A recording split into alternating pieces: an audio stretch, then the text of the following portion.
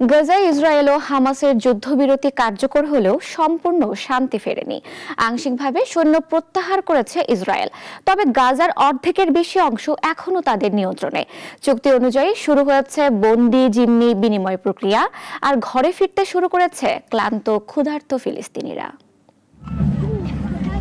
2 বছর ধরে চলা যুদ্ধ অবশেষে ফুরালো যেন। শুক্রবার সকালে কার্যকর হয়েছে ইসরায়েল হামাস চুক্তির প্রথম ধাপ। সে অনুযায়ী গাজার বিভিন্ন এলাকা থেকে আংশিকভাবে সেনা প্রত্যাহার করেছে ইসরায়েল, তবে গাজার অর্ধেকেরও বেশি অঞ্চল এখনো তাদের নিয়ন্ত্রণেই রয়ে গেছে। গতকাল সকালেই গাজা সিটির পূর্ব দিক থেকে ইসরায়েলি সেনা সরে যায়। খান ইউনিস থেকেও কিছু বাহিনী প্রত্যাহারের খবর মিলেছে।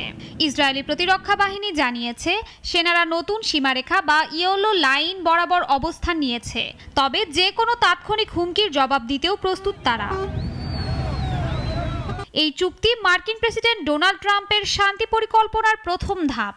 চুক্তি অনুযায়ী আগামী সোমবার পর্যন্ত সময় পাচ্ছে হামাস 20 জীবিত ইসরায়েলি জিম্মিকে মুক্তি ও 28 মৃতদেহ হস্তান্তরের জন্য।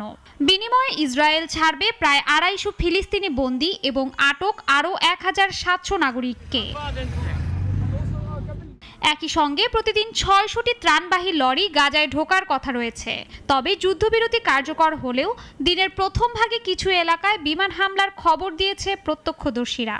হামাসের তথ্য মতে গত 24 ঘন্টায় নতুন করে 17 জন নিহত হয়েছেন। যুদ্ধবিরতি কার্যকর হওয়ার পর গাজার দক্ষিণ থেকে গাজা সিটির পানে দীর্ঘ ধুলোমাখা পথ হাঁটতে শুরু করেছেন হাজারো ফিলিস্তিনি। চোখের সামনে নিজেদের শহরকে তারা ধ্বংসস্তূপে পরিণত হতে দেখেছেন, তবু ঘরে ফিরতে পেরেই পাচ্ছেন স্বস্তি। একজন শিক্ষক জানিয়েছেন বাড়ি ধ্বংস হয়ে গেলেও ফিরবেন তিনি, ধ্বংসস্তূপের ওপরেই তাঁবু টানিয়ে থাকবেন। এদিকে হামাস ঘোষণা দিয়েছে গাজার ভবিষ্যৎ শাসনে কোনো বিদেশি অভিভাবকত্ব তারা মানবে না।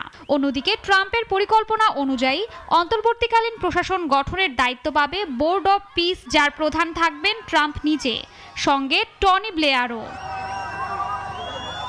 যুদ্ধবিরতি কার্যকর হলেও গাজা এখনো ধ্বংসস্তূপ এবং শান্তির পথ অনেক দূর। তবু ঘরে ফেরা ফিলিস্তিনিদের মুখে একটাই প্রত্যাশা, এইবার যেন সত্যি শেষ হয় যুদ্ধের গল্প। শাশ্বতী সরকার, নাগরিক।